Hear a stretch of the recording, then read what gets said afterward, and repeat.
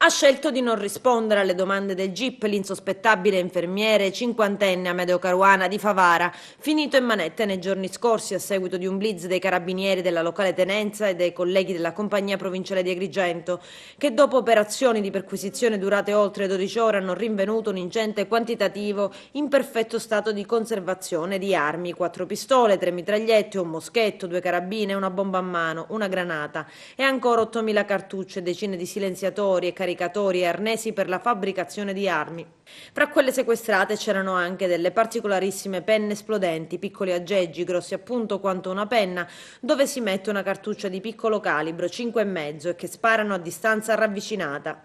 Alcune sono armi di fabbricazione italiane, alcune sono clandestine, quindi con matricola brasa, altre sono alterate. Indagini sono ancora in corso per stabilire la provenienza e l'attività delle armi sequestrate, che saranno inviate al RIS dei Carabinieri per accertare se queste siano state utilizzate per commettere delitti.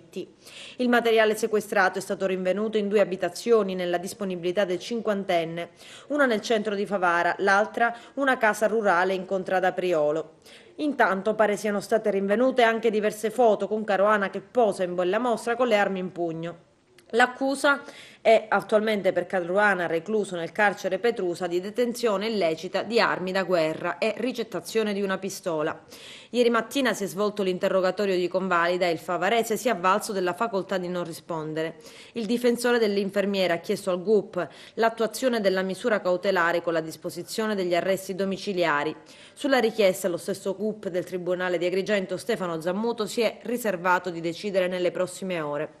E il tenente colonnello Rodrigo Micucci, a capo del reparto operativo dei Carabinieri di Agrigento, ha ricostruito. Dopo gli ultimi omicidi e tentati omicidi verificatisi a Favara, il nostro obiettivo è stato quello di contrastare la presenza e i traffici di armi e munizioni sul territorio. L'attività è stata svolta in particolar modo su questo cinquantenne Amedeo Caruana, infermiere di Favara, e da lui siamo arrivati monitorando vari soggetti e con servizi di osservazione. E riguardo al possibile collegamento tra queste armi sequestrate e i recenti fatti di sangue che riguardano Favara, investigatori e inquirenti spiegano che al momento ci sono delle indagini in corso, dunque niente è escluso. E tra i moventi potrebbe non esserci solo la pista della droga, ma anche dei soldi rubati da un portavalori di cui sono state perse le tracce.